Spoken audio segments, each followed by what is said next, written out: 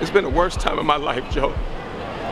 If somebody accused me of raping them or hurting them, I have a 22-year-old daughter. I would never hurt anyone. Hollywood just delivered a verdict no one expected, and it shook the entire industry to its core. Clifton Powell, a name you might not know instantly, but a face you've seen everywhere, is now at the center of a scandal that some say marks the end of his career. The final sentence has been given, not by a court, but by the spotlight itself. For over 3 decades, he played the hustler, the father figure, the villain, the cop. He made you laugh in Friday, made you think in Ray, and always left a mark. But now, that legacy is being redefined, not by talent, but by controversy. And what happened behind the scenes tells a story far more twisted than anyone expected. Born in the harsh neighborhoods of Southeast Washington, D.C., Powell didn't start with fame or fortune. He came from struggle, pain, and the kind of upbringing that breaks most people. But he didn't break. Instead, he carved out a space in Hollywood where few had ever stood. His big break came in 1993 when he starred in Menace II Society, a raw street drama that captured attention across the country. Powell's performance was electric, real, grounded, and impossible to ignore. From that moment, he became Hollywood's go-to actor when they needed intensity that felt authentic. But he didn't stop at street dramas. Powell made the leap into comedy with the Friday series, proving he could switch from threatening to hilarious without skipping a beat. His comedic timing was sharp, and audiences connected with him instantly. He wasn't just another face in the background. He was the glue that held chaotic scenes together, the supporting actor who made stars look better simply by being in the frame. He could be terrifying in one role and heartbreakingly sincere in the next. That versatility wasn't common, and Hollywood noticed. By 2004, Powell had reached a new level. He landed a role in Ray, the Oscar-winning biopic of Ray Charles, starring Jamie Foxx. Powell played Jeff Brown, Ray's loyal road manager, and the performance earned him a nomination for an NAACP Image Award. That nomination wasn't just recognition, it was validation. It said, "You belong here, not just in the shadows or the supporting cast, but at the table." He wasn't a one-note actor. He had range, presence, and a work ethic that made him one of the most respected names in the business. Over time, Powell amassed more than 100 credits across film and television. From Rush Hour to Why Do Fools Fall in Love to Dead Presidents, he was everywhere. His characters were never forgettable. Directors trusted him. Casting agents knew he delivered. And fans, whether they realized his name or not, felt his presence every time he appeared on screen. He became the kind of actor whose face you'd recognize even if you couldn't place where you saw him last. But that was the beauty of Clifton Powell. He wasn't just playing roles, he was disappearing into them. Still, something was shifting. Even as the cameras kept rolling, there were signs that the spotlight was beginning to dim. Whispers began to circle. Projects disappeared without explanation. Rumors spread. Then the headlines came, and the industry that once called on him again and again suddenly went silent. What came next would shake everything he had built. It all started in the summer of 2011. A woman using the name Keontae Myers came forward with a story that would change Powell's life forever. According to her, what began as a consensual encounter in a New Orleans hotel room suddenly shifted. She claimed that when she asked Powell to stop, he didn't. She said it became too aggressive, too forceful. She filed a complaint, and the story caught fire. Within hours, headlines exploded across entertainment sites. TMZ grabbed hold of it, spinning the story into the public spotlight with all the subtlety of a sledgehammer. There were no facts, no verdict, no trial, but the image was burned in. The same man who brought laughs in Friday and emotion in Ray was now being linked to something dark, something unforgivable. And in Hollywood, perception spreads faster than truth. From the very beginning, Powell denied everything. He issued a public statement through his lawyer, calling the accusations false and vowing to fight back. There was no criminal conviction. In fact, the original investigation was dismissed due to lack of evidence. But that didn't matter. The damage had already been done. His name was now attached to something toxic, and for many people that was enough. Then came the civil case. Myers filed a lawsuit demanding over $75,000 in damages. That's when things went from bad to worse, because even though he hadn't been convicted of anything, the legal battle was far from over. Civil court isn't like criminal court. You don't need to prove guilt beyond a reasonable doubt. You just need to convince the court that it's more likely than not that something happened. And that tiny difference has destroyed reputations for decades. For celebrities, this is a nightmare. Because when your entire career is built on public trust and marketability, even a whisper can sink your ship. Powell knew this. He spoke openly later about how the hardest part wasn't just the lawsuit, it was the way people started to look at him. Like they already knew he was guilty. Like they didn't care about evidence or courtrooms. The story was out, and that was all they needed. Jobs dried up almost overnight. Roles he'd already been cast in were suddenly gone. Producers didn't want the risk. Talk shows didn't call. Series he was scheduled to appear on quietly removed him after just 1 or 2 episodes. There were no explanations, just silence. Powell said it felt like he was being erased, one canceled opportunity at a time. But it wasn't just his career that was crumbling. The emotional toll was devastating. Powell later described this time as one of the darkest periods of his life. The only other moment that came close, he said, was the death of his father. He was a father himself now, and beyond the headlines and lawyers, he couldn't escape one terrifying thought. How would his kids see him? The internet made things worse. Social media exploded with comments, theories, and hate. Strangers posted under his photos calling him names. Even after the courts had dismissed the case, the court of public opinion was relentless. Every time he walked down the street, he could feel the judgment in people's eyes. People who didn't know him, who hadn't read a single legal document, but who had made up their minds anyway. For 4 long years, Powell fought that battle. Not just in court, but in his personal life. He tried to hold on to his career, his family, his sanity. In 2017, the case was finally thrown out. The court said there wasn't enough evidence to support the claim. In 2018,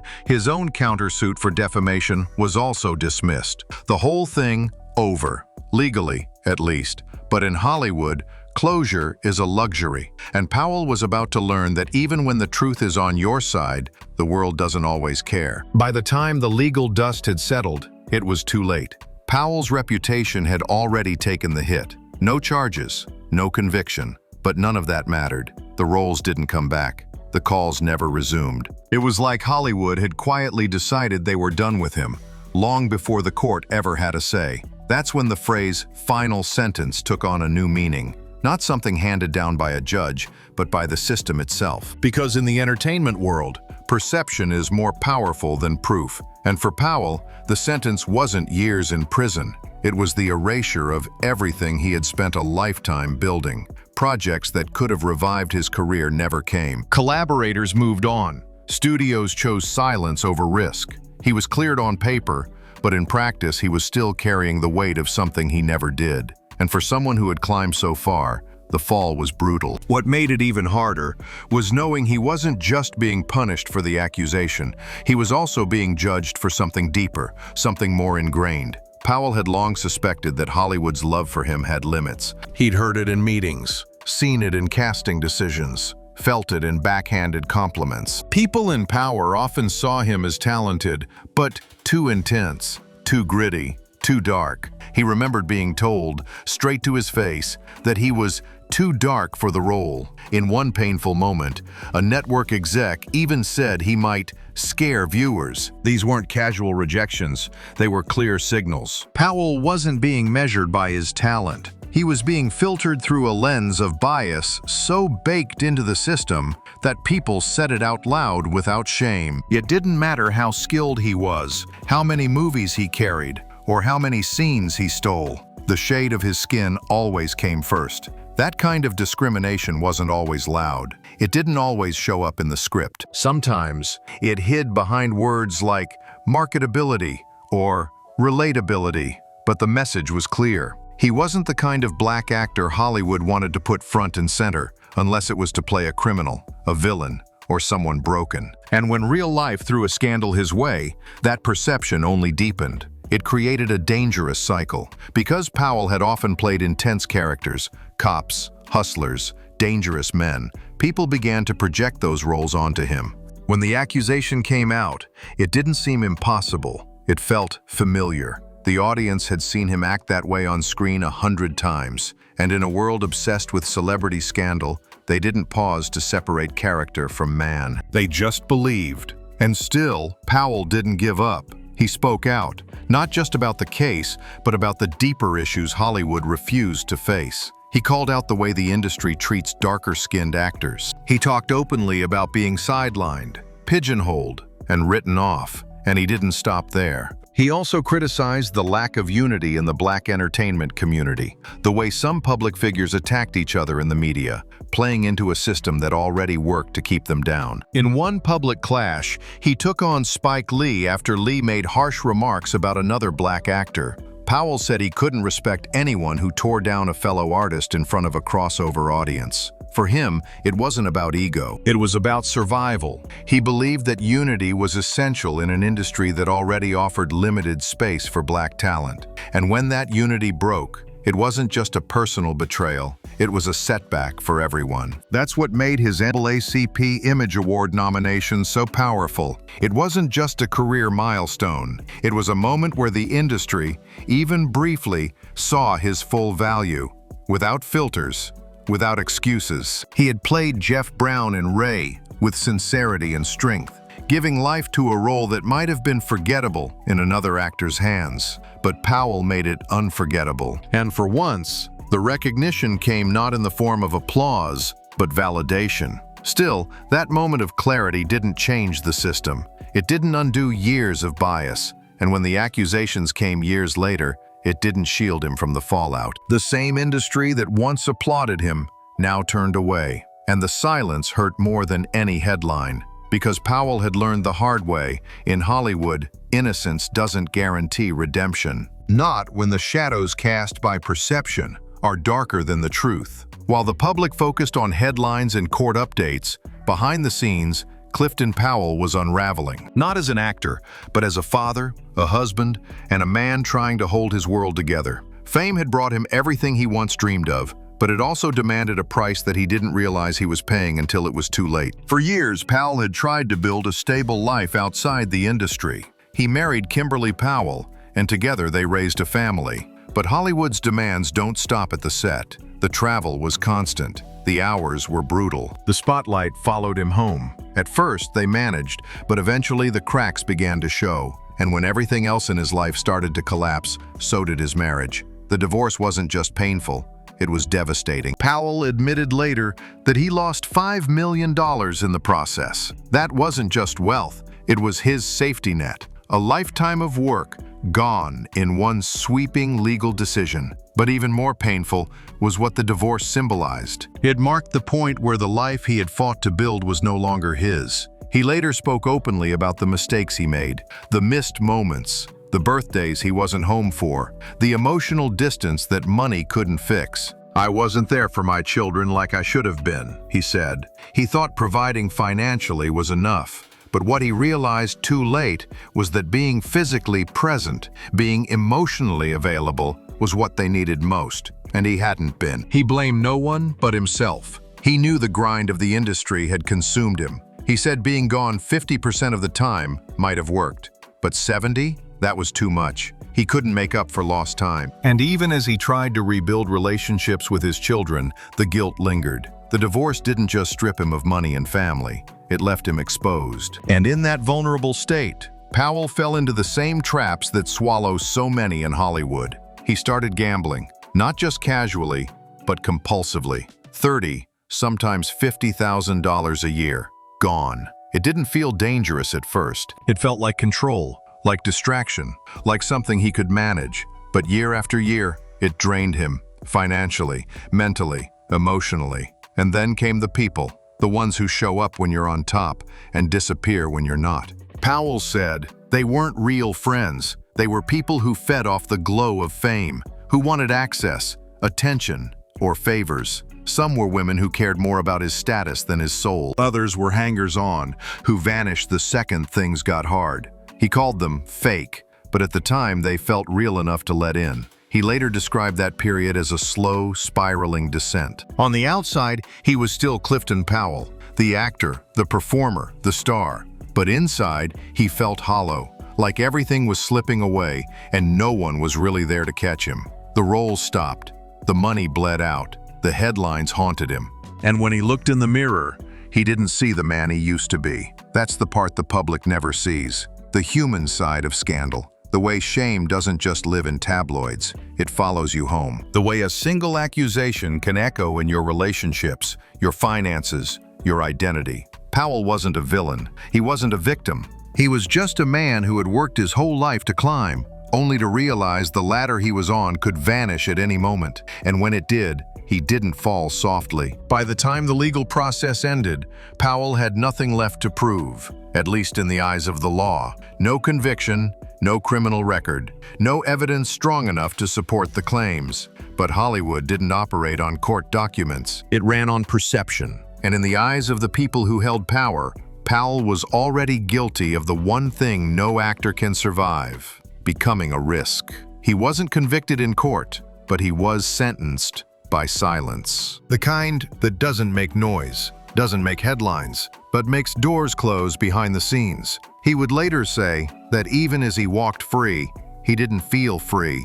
Projects he once would have led never reached out. Roles went to someone else. Opportunities vanished before they ever made it to the table. He had been erased, without anyone having to say it out loud. That's the sentence no one talks about. The invisible one. The kind that doesn't come with jail time, but costs you everything else. Your work, your voice, your future. Powell's reputation, once built brick by brick over decades of honest labor, was now a house no one wanted to live in. And he couldn't rebuild it, because Hollywood had already moved on. There's a myth we like to believe, that if you're innocent, the truth will save you. That justice eventually makes everything right. But Powell's story shows how naive that belief can be. The truth came out, the case was dismissed, his counterclaims were heard, but nothing changed. Because in Hollywood, truth moves slower than rumor, and forgiveness rarely sells tickets. The irony was painful.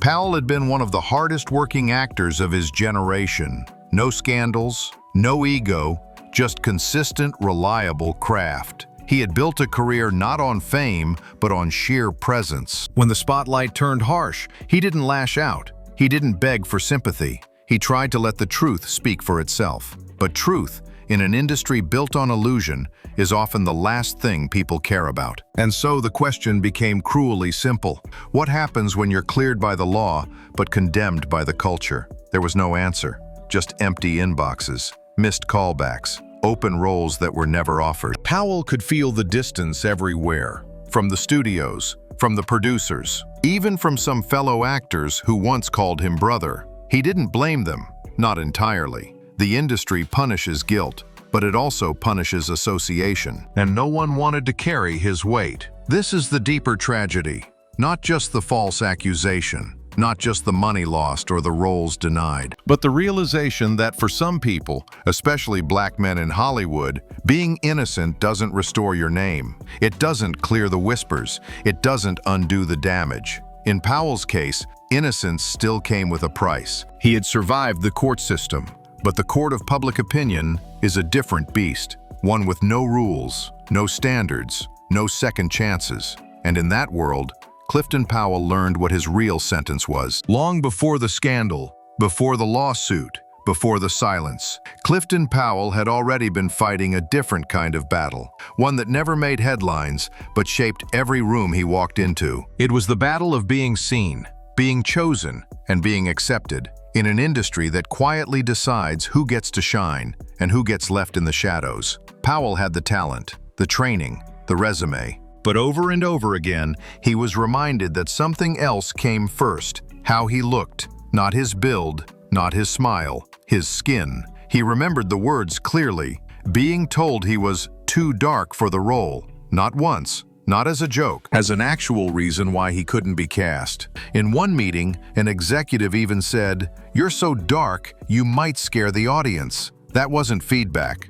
That was a wall, one Powell kept running into, no matter how many credits he had. He wasn't alone. Hollywood has always had a problem with colorism, the belief that lighter skin is more marketable, more relatable, more profitable. It's not loud, it's not always written in the script, but it's there, in the casting calls, in the roles that never reach certain actors, in the way leads are chosen for love stories, dramas, or anything that requires emotional connection. Powell wasn't denied because he couldn't act. He was denied because someone behind a desk decided he wouldn't connect with viewers, as if empathy was something skin deep. This double standard was everywhere. He could play the villain, the criminal, the tough guy. In fact, he was praised for it. He had the presence, the edge, the fire. But when it came time to cast someone sensitive, vulnerable, romantic, suddenly the door closed. The same industry that applauded him for being intense wasn't willing to let him be human. And that mattered, because when his name hit the headlines, the roles he'd played started to work against him. People had already seen him be violent, be aggressive, be dangerous. On screen, it was just acting. But when the accusation came out, those old characters resurfaced, not as fiction, but as fuel. The public didn't separate the man from the roles, and in a twisted way, Hollywood had helped build that bridge. It had shaped how people saw him, and when the real-life scandal arrived, those same perceptions closed in on him like a trap. But Powell didn't stay quiet. He talked about it, not just in interviews, but in open calls to the industry. He said what so many black actors had whispered for years, that colorism was real, and that it had cost him more than roles. It had cost him the chance to evolve, to grow, to be seen as more than just a type. It had boxed him into a version of himself that he never agreed to. Even within the black community in Hollywood, the divide was there. Powell noticed it. He called it out. When Spike Lee made sharp comments about another black actor in the press, Powell responded, not with shade, but with disappointment. He said he couldn't respect anyone who used crossover media to tear down their own, not just because it was harsh, but because it made the fight harder for everyone else trying to break through. That's what made Powell different. He wasn't just trying to succeed. He was trying to protect something bigger. He believed in unity, in pushing back against the system without pushing each other down. And in a world where every opportunity could be the last, that belief wasn't just idealistic, it was survival. His nomination for the NAACP Image Award wasn't just a trophy, it was proof that even in a rigged game, talent could still shine through, at least for a moment. In Ray, he played Jeff Brown, the road manager who held Ray Charles's world together. It wasn't flashy, it wasn't loud, but it was real. And for once, the industry didn't look away. But those moments were rare, and they didn't last, because the system Powell was fighting wasn't built for longevity. It was built for appearances. And once your appearance no longer fits their mold, they move on. In the end, it wasn't just the industry that turned its back on Clifton Powell. It was people he once stood beside, people who had clapped for him,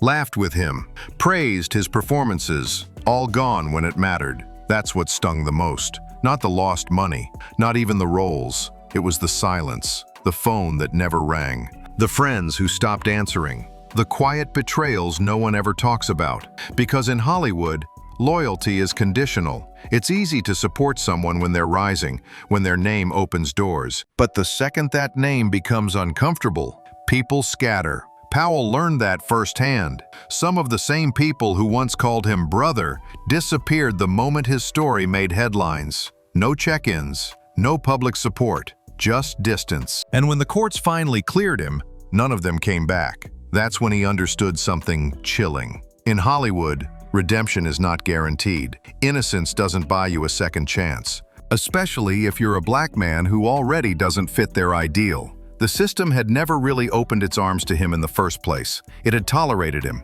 used him, praised his talent when it suited them. But when things got difficult, they didn't stand by him. They erased him. There was no press conference announcing his name had been cleared, no entertainment blogs updating their readers that the case was thrown out. No celebration that justice had been served. The same people who had amplified the accusations were silent when the truth came out.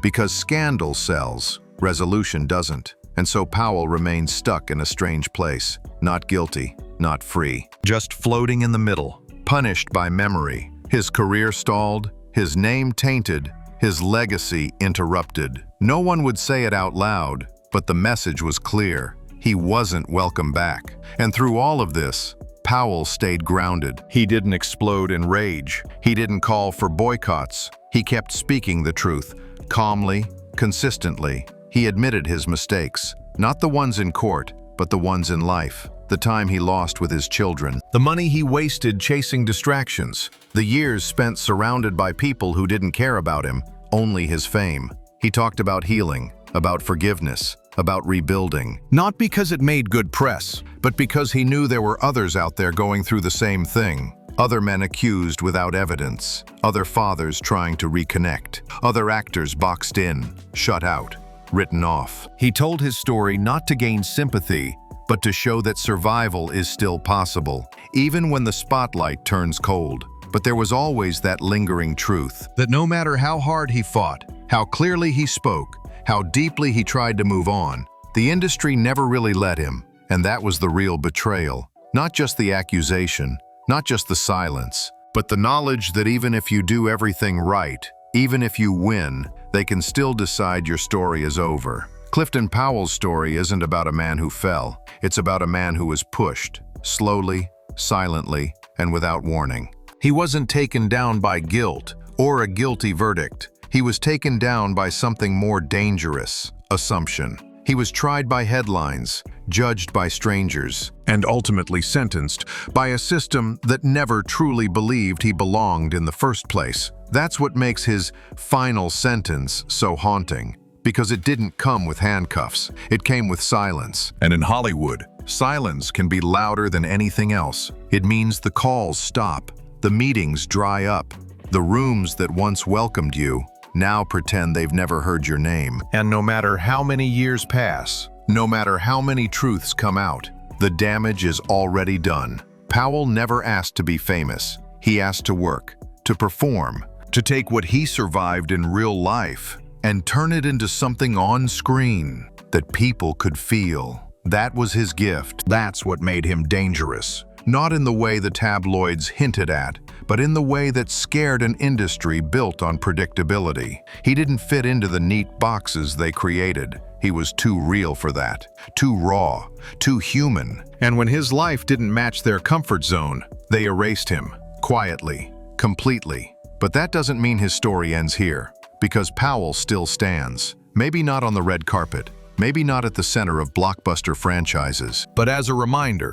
that behind every scandal is a human being. Behind every accusation, a life. And behind every silence, a system that decides whose stories get told and whose are cut short. His story is uncomfortable. It doesn't have a perfect ending. There's no full redemption arc, no triumphant return. But maybe that's the point. Maybe the real lesson isn't about comeback. It's about clarity. Clarity that talent doesn't always protect you. Clarity that truth isn't always enough. Clarity that sometimes surviving is the biggest victory you'll get. And Powell, he survived. He stayed standing. He never stopped telling the truth, even when no one wanted to hear it. That, in the end, is what makes his legacy matter. Not the roles, not the awards, but the refusal to disappear, even when the world tried to write him off. And if there's one thing to take from his story, it's this: Hollywood can strip away the spotlight, but it can't erase the truth.